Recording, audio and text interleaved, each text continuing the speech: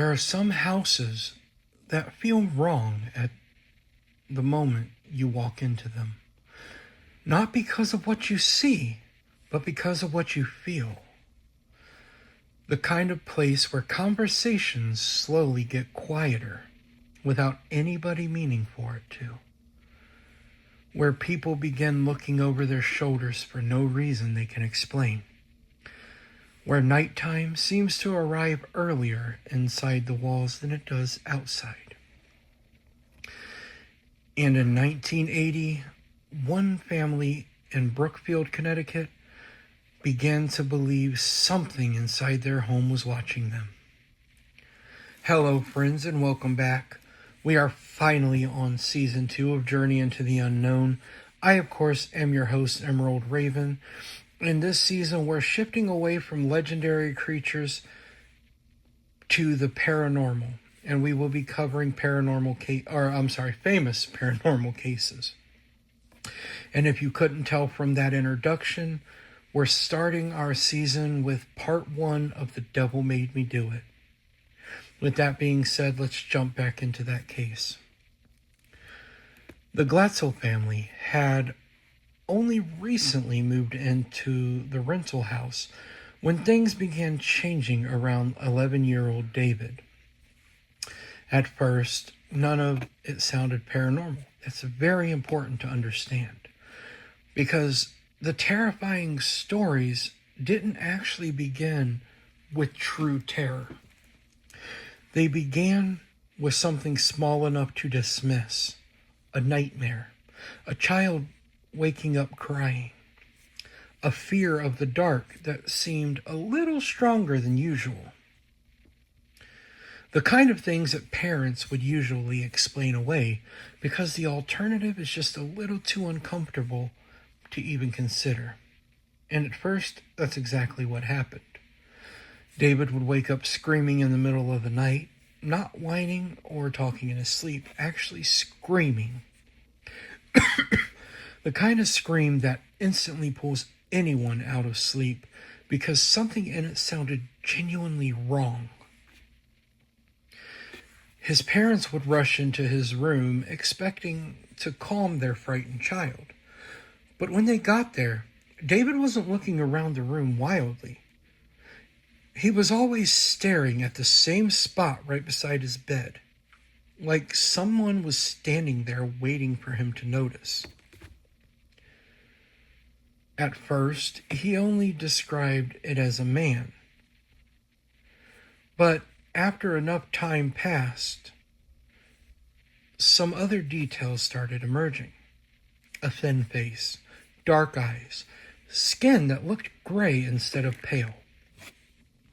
And according to David, the figure never actually rushed towards him. It never lunged or screamed. It simply stood there, watching him. That detail becomes one of the most unsettling parts of this entire case. There was no aggression, just patience, and the feeling that whatever he was seeing wasn't trying to scare him all at once.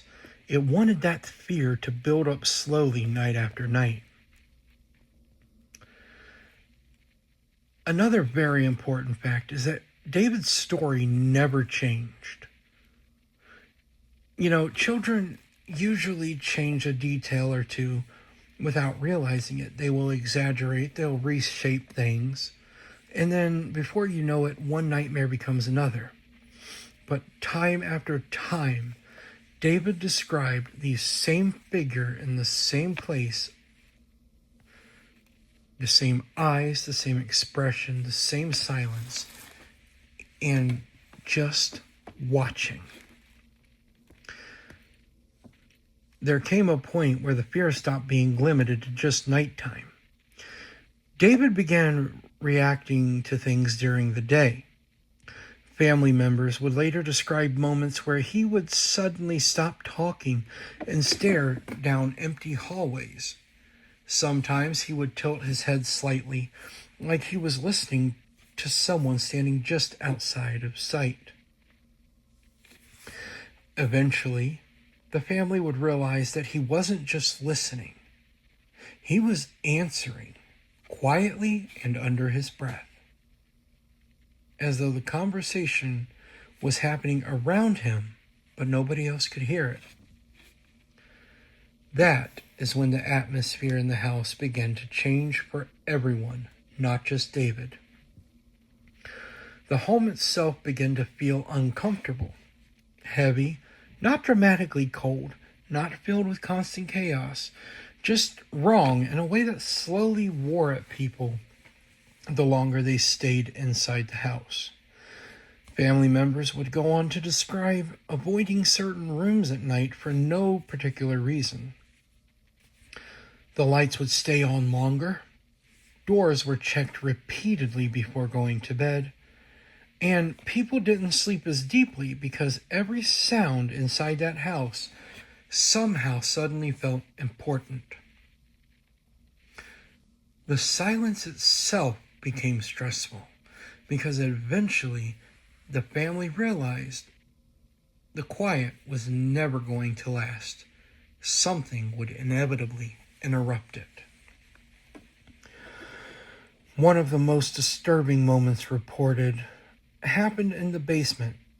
Your typical concrete walls, dim lighting, the kind of unfinished space where even normal sounds echo strangely. David went downstairs with his sister Debbie and her boyfriend Arn Cheyenne Johnson. And according to David, that was when the figure finally spoke directly to him. It wasn't a dream. He wasn't half asleep. He was standing there, wide awake. He would later claim that the figure told him that something terrible was going to happen, that his family was going to suffer, that the people he loved were going to get hurt. And after that encounter, everything escalated. The episodes became violent. Without warning, David's body would suddenly stiffen, every muscle locking tight. Then came the convulsions, thrashing hard enough that multiple adults struggled to restrain an 11-year-old child. Furniture would shake. People would shout over one another, trying to keep him from hurting himself. And when it ended, he would be exhausted and confused, like somebody waking after losing time. That detail repeatedly comes up in interviews. He was never angry, just confused. Of course, the family took him to several doctors. There was medical testing, psychological evaluations, attempts to explain what was happening through trauma, neurological conditions, emotional stress, anything that would ground it in something understandable. But according to the family, the incidents continued. And the longer they continued, the harder they became to dismiss.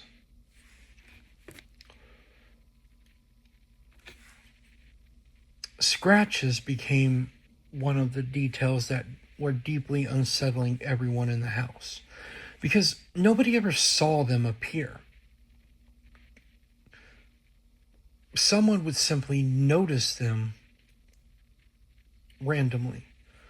Long red marks across his chest, across his arms, and they were sometimes shallow, but other times they were deep enough to raise visibly on his skin. Parallel lines. They weren't random scratches from roughhousing or accidents. They looked deliberate. They appeared to consistently to be comfortably explained away. And after a while, people stopped asking where they came from. They were more frightened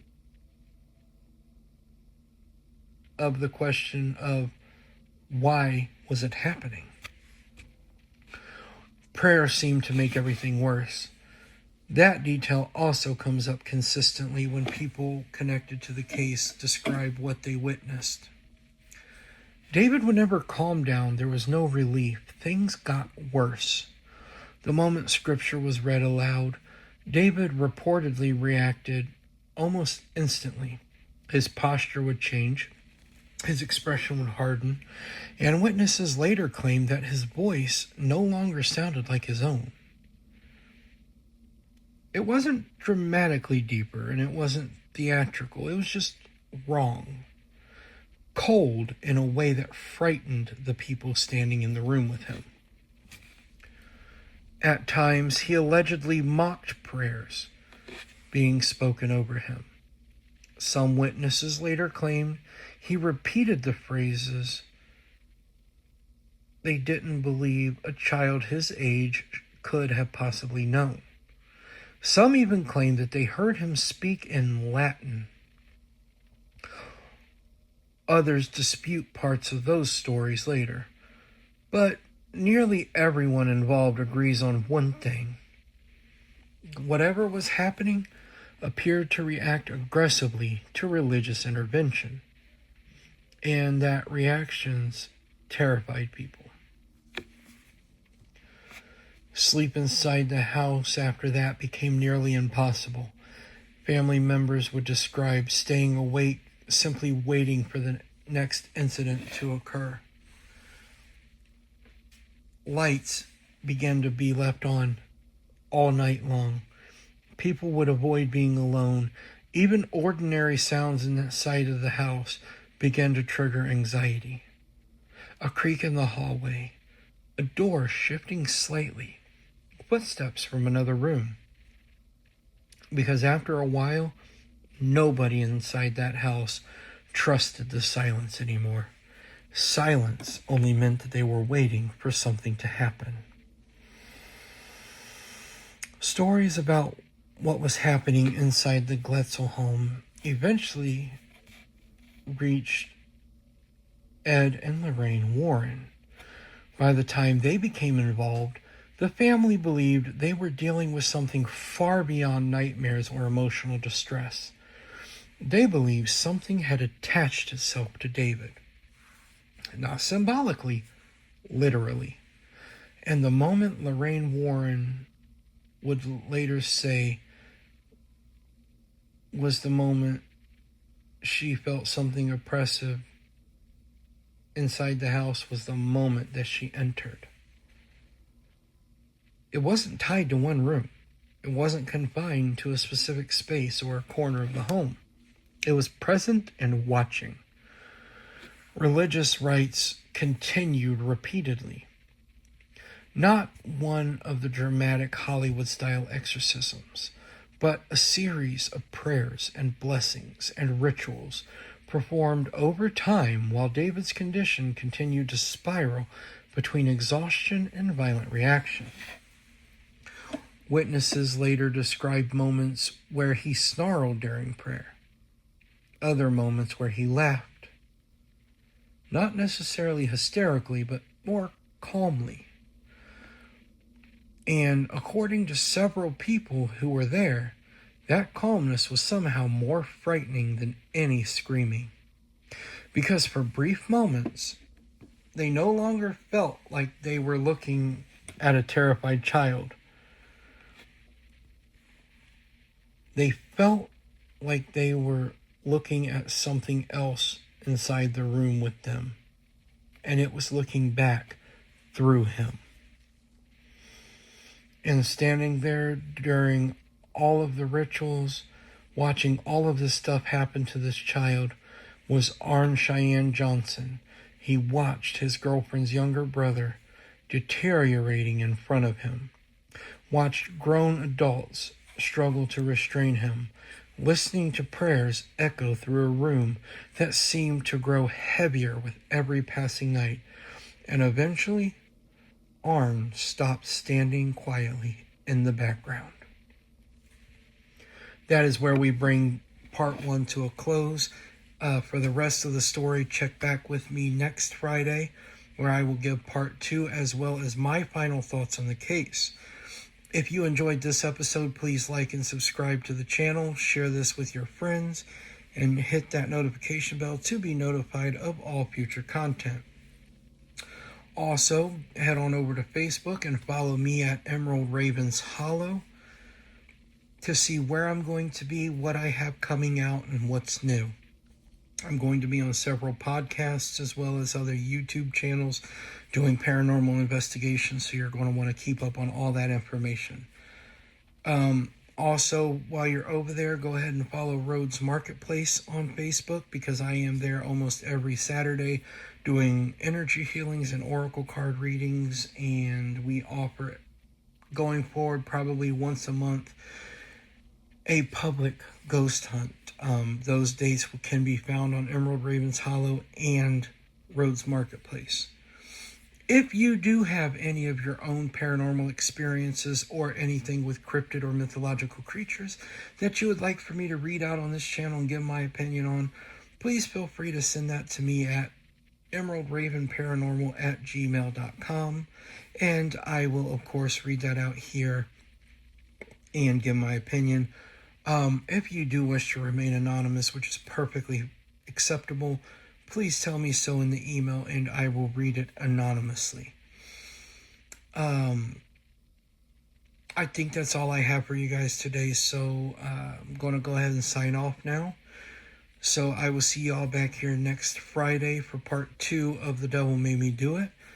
Until then, be safe and remember, never be afraid to spread your wings and soar into the unknown.